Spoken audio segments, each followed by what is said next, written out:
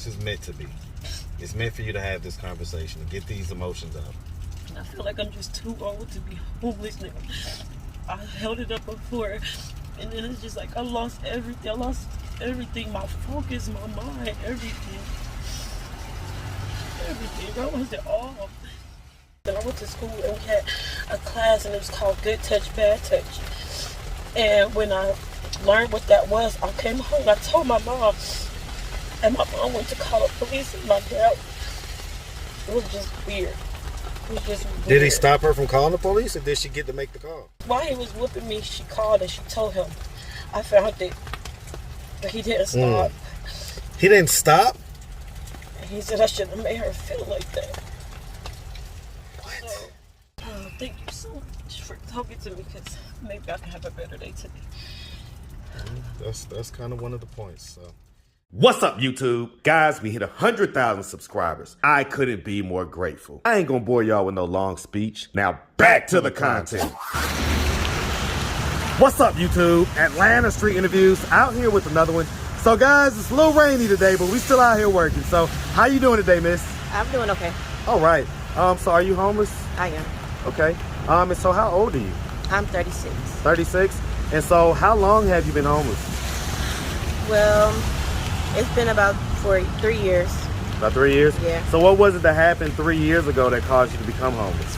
I'm a mom of 5, and my kid's dad, which is my fiance, got in a car accident and passed away.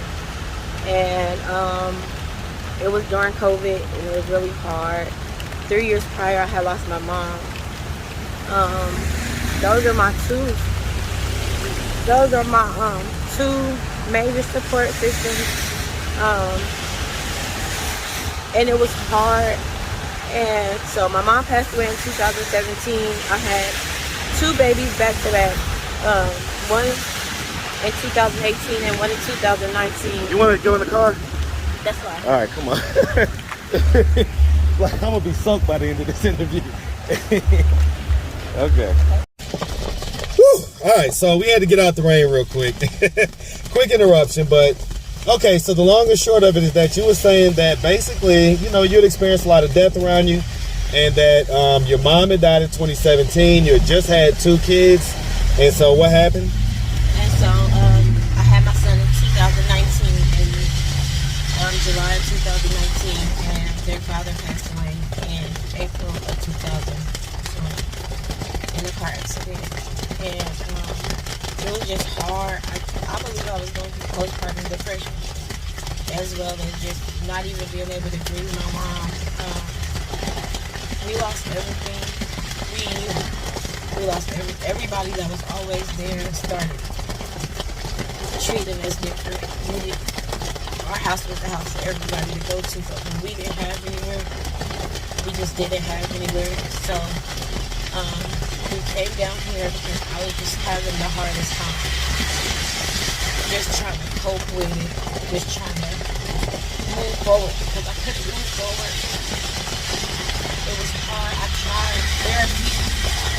I just tried to stay focused, but it was so hard. It was days I didn't want to get out there. There was days I didn't want to be a mom right then and there because I felt defeated. We lost our house because they sold our house. One day we came home and there was a big, the trash can. Yeah. So were you guys renting the house or did you? We were renting. Okay, so they had sold it. And there was a big trash can. They were just throwing all of our things away. We tried doing court things, but it just didn't work out in our favor. I get it.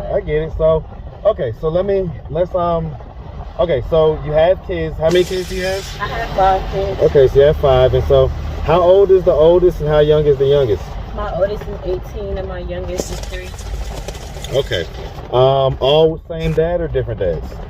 4 of them with the same dad. My 18-year-old has a different dad. Okay. All right. And have you ever been married? No? Okay. And so you was with your fiance, sounds like, for a while. How long were you guys together? 13 years. 13 years? I'm really sorry to hear about that. I see that it still is, highly emotional for you. I can't imagine the shock of you know, someone being here one day and then you get a phone call or whatever it is and you find out that they've been in a car accident. When most people think of 2020 and deaths, they think about COVID, but there were still things like that happening as well. All right, so let's start from the beginning. So, where you from? I'm from Indianapolis. You from Indy? Hey man, I love it. Well, I ain't gonna say I love Indianapolis. I spent a lot of time up in Indianapolis. I had a whole team of guys up there that used to do the free phones program. So I used to spend a lot of time up there. It's not one of my favorite cities, but shout out that Indianapolis, Indiana, man. Yes, sir. All right, so growing up in Indy, did you have both mom and dad in the household? Yes, my dad is a pastor. My mom, she was in the church as well. My mom was adopted, and when she passed away, I just wanted a piece of her still. So she was adopted, but she never knew her family, and I just focused in, and I found her family that she was adopted from, and I felt accomplished, but I thought it would make me better, but it just hurt even worse. And why do you think it hurt even worse? because she never got to know them, and like, as soon as I met her mom and her dad, they died the same year she died. Wow. And it was hard. It's just been hard, and like typically I'm strong. Typically I can figure it all out. Typically I just have it under control, but I couldn't. And I tried, but I couldn't. And so we ended up, after they, dumped all our stuff out, we ended up being homeless, staying with people, just staying in places, getting kicked out every time we didn't do what they wanted us to do, or every time they just wasn't feeling like being bothered with us, and it was like, oh well. Give me an example of like one of the times when they wanted you to do something, and So there's a lady, she's close like a cousin, and we were staying with her. She had me pay $600 a month for our car, and she had an agreement. She told me to just give her the car back, and that the payments didn't mean anything before. I had a friend named Brittany that when I came down here, she begged me to come down here. I kept saying, I don't know if that's a good idea, but she begged me to come down here. I came down here, and then she told me that she got evicted and that we would have to leave. And I was trying to explain to her that we don't have anywhere to go. We don't have anybody down here. And it was just kind of like, oh well. But she never got evicted. She just wanted us to leave. And so she never got evicted? No, she never was evicted. So was this like a friend or something, or? Yeah, she was my friend. So have you spoken to her since then? No. How did you know that she never got evicted? Because my kids were still going to school from over there, and they go to school across the street from the apartment. And, they would she would come get her kids from the bus stop and, just walk back in the house. Wow. Kind of just like, it was kind of funny to her. It was like a joke to her. So. How did that make you feel?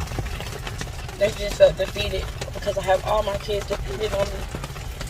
And it was just hard. And I just felt defeated. And so I want to going from in the cars to shelters, and it's just been hard. It's been difficult, but I stay positive. So I want to real quick. I want to tap in on. So okay, so you grew up in Indy. You had both mom. You say your mom. You had both mom and dad. Yeah. And they were married, right? Yeah. And you say that your mom was adopted. Is your dad still living? Yes, he is. Okay. Does he know that you're in this position? Yeah, he does. Is he okay with that? I'm not gonna say he's okay with it, but my dad I'm 36 years old, and my dad has other kids. I have a 17-year-old brother. I have a 12-year-old brother with Down syndrome. I have a 19-year-old sister, so he still has small children, and for me to ask him to pour all into me and neglect them, I just feel like that's selfish. So did he and your mom eventually split or something? Or She passed away. well, right. So she passed in 2017, but They it were sounds married. like right. And so you say he's got a 12-year-old. Are those your mom's kids as well? Yes. Okay, so these are your siblings. Yeah. Okay. And I get that, right? But does he know that you guys are like, literally just out here, like kind of outside on the street type deal? Or does he think that the situation is better than what it is? I'm not sure. I tell my dad everything. When was the last time you talked to him? I talk to my dad every day. Every day? He knows what's going on. He's not oblivious. He just... Well, I guess because, I'm sure that some of the audience may be thinking like, well, I get that he may have, kids and different things like that, but, you're his kid too. And those are his grandkids. So, I know that back in the day, the way that we operated as a community, we'd be like, all right, hey, come on in, grab you a pillow or couch or a floor space or something, but not just going to let you just be outside. It hasn't been like that since my mom passed away. Why do you think it hasn't been like that? I've never done it to nobody. I'm always over here. Every time I ever had a house, they all stayed with me. So, I just don't know. I don't know. Do I don't you- know. I don't want to keep talking about that because I don't know. I really don't know. I don't know. you don't know why he... No, I don't know why. I don't know why. And you guys have a good relationship? I'm not mad at him. I don't hate him. I can't be blessed being mad or angry towards anybody. And I just kind of like, I take it all to myself because I should have been stronger. I should have tried Well- harder. Well, yes, but I mean, at the same time, honestly, it's hard to control how you Oh react my to God. tragedy. Let it flow. Listen. Let it flow. Okay? Don't try to... This is a safe space. You don't have to try to be strong here. Like, let it out. Get it out. So, I just really don't know why. So let me ask, as far as childhood goes, right? You grew up in the house. Did you have brothers and sisters? How many? 9, 9. And where are you in the birth order? 2. You're the second? And so growing up, would you say you had like a fairly normal childhood? No, Tell me I about don't it. think it was normal. It's like the amount of discipline, the extremity of the discipline was major, and not from my mom. There's so many different things. I can recall a time where my aunt, she misplaced her money. I don't know what happened to her money, but she called my dad and she told my dad that I took her money and I didn't. And all my brothers and sisters were standing in the line watching me get a whooping because they had to with a board. And while she was calling him, he told while he was whooping me, she called and she told him I found it, but he didn't stop. He didn't stop? And he said I shouldn't have made her feel like that. What?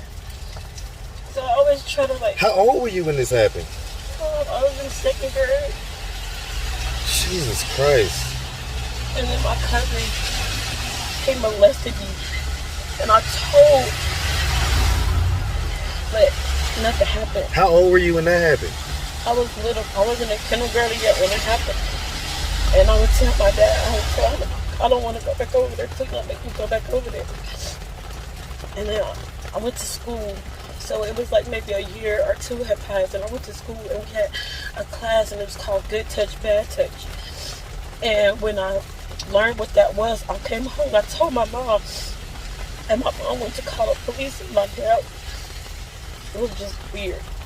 was just weird. Did he stop her from calling the police, or did she get to make the call? She didn't get to make the call. How did that make you feel? Like I didn't have anybody. And like, I will always have to protect my brothers and sisters and protect my family because nobody else gonna protect them. And so that's what I did. I started protecting my brothers and sisters and just started being like strong for them and just protecting them as much as I possibly could because nobody else was gonna protect them. And so let me ask, I mean, have you ever spoken to your dad about these incidents? I try not to bring up things that make me feel like the way I feel now. So here's the thing, right? Here's the thing. Is when you keep these things inside, they're like a cancer to your body. They're cancer to your system. And the longer that you have it in, the worse it gets. You have to process these emotions and work through them so that you can move on in life and so that they don't have the same power over you. Because it has a power over you. That's why the emotions are coming out the way they are, uncontrollably the way they are, because it still holds this amazing amount of power over you. So this conversation, trust me, it was meant to happen. It was meant to happen. And so, okay. But I truly love my dad. Even my mom. I don't want to have bad blood with my daddy. I love my dad. I love my mom. I love my mom a little better because I had to take care of her. Because if I didn't take care of her, she was going to... So you feel largely, it sounds like from the time that you was a very little girl, you felt unprotected by the person who was charged with protecting you first and foremost. Like that was their number one duty, is to provide and protect. And it sounds like the protection part he may have slipped on a little bit. Is that kind of accurate what I'm saying? Protection part, the everything part. It's like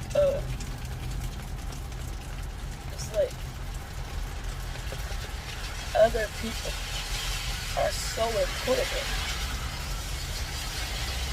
My brother is in prison right now for 37 years in a federal penitentiary. He's been there since 2007.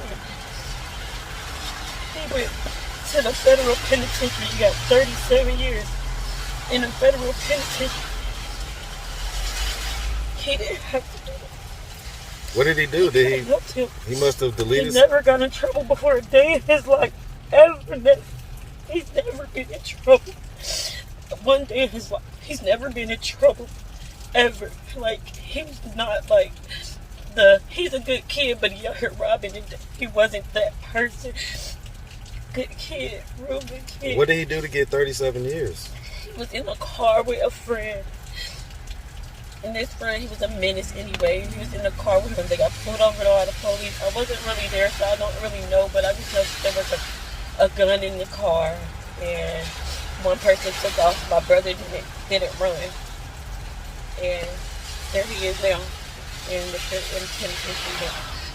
And I just felt like as dominant as certain people are in the community, it could have been different.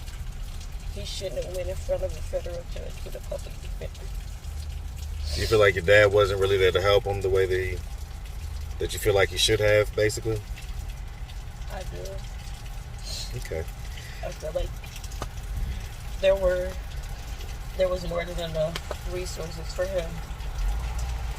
So let me ask, did you graduate high school? I did. Any college after that? I started college, but never really finished it up or anything. I get it. And so, you was having kids and kind of making a family at that point. And so, by the way, how long have you been down here in Atlanta? I've been here for about, not too long, probably about a year. About a year? Yeah. And so, one of the things that we do on this channel, right, is we have conversations with people when they're not right in front of us, because sometimes it's easier to get out how we really feel without them looking at us in our eyes and kind of manipulating us, or, you know, making us feel like we don't want to say what we want to say. And so I understand, and we overstand, that you love your dad and that he's your only surviving parent and that you don't want to have bad blood with him. But obviously there's a there. And so if there's anything, if he happens to come across this video on YouTube, is there anything that you want to say or anything that you want to tell him that, you know, may be difficult for you to talk to him in person, but is there anything you want to say? We are your kids. We're your kids. It should never take something, like, if you do see this, it shouldn't take something like this for you to say, oh, well, I'm gonna help, or anything like that. Like, you should be more there, just like you're there for those people at your church. You should be there for us. You should care about us. There shouldn't be. It's God, there's your family, and then there's the church. And it's like you don't see us. And as long as we say, yes, Daddy, okay, as long as we agree to whatever you feeling like, then we're okay. But one thing, and it's over. One thing, you're trying to destroy our family. One time, so if any time we try to tell you what's going on, that's none of my, I don't have nothing to do with that. Nobody told you to do that. I don't respect it at all. My mom, she was almost invisible at your church. That's not right. They get up there, they act like she was never there, like she never existed, and you sit there, you soak that shit up. And she died hurt. And I don't think that's fair, and I feel like you should make that up with the little ones. Stop putting it off on other things. You always too busy. I just wish I could change that. I wish you could understand that nobody paid you or nobody's mad at you. But it did something. Those brutal beatings, nobody should be getting hit all across their body. Nobody should be getting hit with objects like tables and chairs. No daughter wants the first man to be her daddy. No daughter wants to be too scared to stand up for herself, to even love herself enough to know that she deserves better than to be treated like a piece of shit, like all the time. All the time. You know, it's only okay when it's beneficial. That's never gonna be okay for me. And it's never gonna be okay for me, and I'm never gonna treat my kids like that. I'm not gonna pick up help from people to help my kids, and don't help my kids. I'm gonna help my kids. There's nothing wrong with helping other people. Everybody, as far as the person you are out there, perfect for everybody else, but with all due respect, you ruined us. You ruined Rusty. You ruined me. You ruined Laura. You ruined Raquel. You ruined Michael. You ruined Christian. You got Mari. You got Jacob. You got Izzy. You can't ruin them too. You still got a little bit of time with them. Fix that. Fix that, because I don't want them to be like me. So far up in the clouds, so overgiving, so focused on trying to make sure that everybody else is happy. Forget how happy you are, because that don't matter. That don't matter. Just living like that. Just don't say nothing. Just let them do whatever they want. Just don't say nothing. You just gonna make it worse. Nobody should live like that. You should live your truth. Be who you are. Be who you just love yourself. And once I get to that point, I'll probably be able to do a better interview. No, I don't think so, man. I think that this is the raw one, man.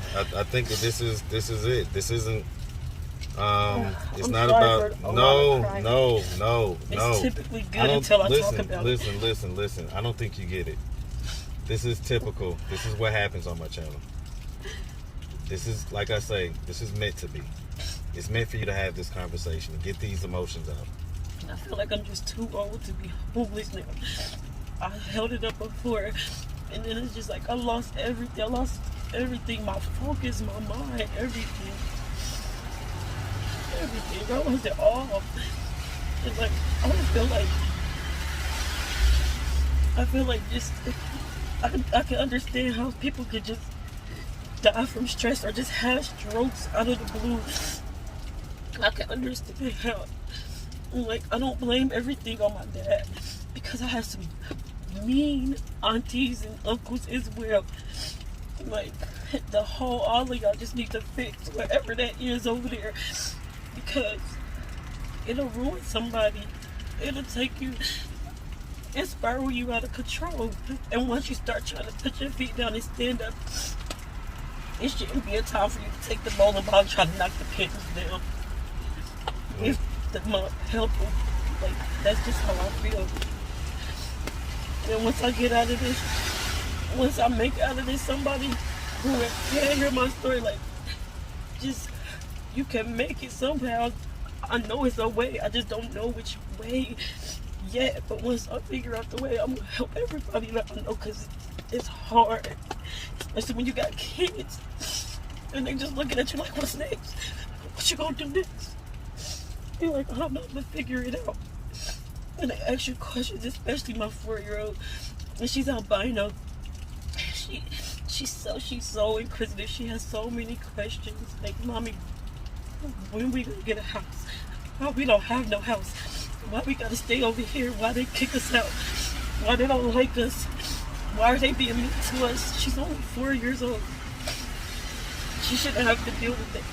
Because I just need people to just, if you love yourself or anything, like if you're going through anything, once I figure out how to get through it, I'm gonna help everybody I can because I know there's a way to get through it because I'm not dead yet. There's definitely a way, and you're just gonna put one foot in front of the other, and you're gonna get there. And you're gonna look back on this, and this is just gonna be part of your testimony. So, well, listen. On that note, if anybody out there did want to reach out, help, or donate, do you have a way that they could do that? Do you have social media, Cash App, anything like that? So my social media, my name is Tiffany. On my social media, my name is Princess Taylor 2700. I'm just straight out Princess Taylor 2700. And you got Cash App? I do have a Cash App. I don't know my Cash App.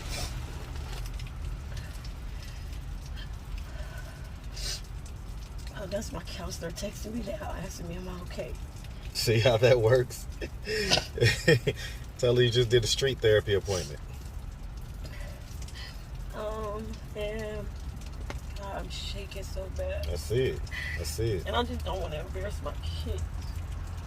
Well, telling your truth is liberating, and so just put it up in front of the screen. And All right, guys, you see it, and so if you see one that doesn't have that same exact information and picture and everything, just know that it's a scam, okay? All right, guys. Here you go, sweetheart. thank you so much for talking to me because maybe I can have a better day today. That's kind of one of the points. So I'll tell you what, miss, we really appreciate you taking the time, answering all of our questions. And we definitely wish you and the kids nothing but the best out here, okay? Thank you.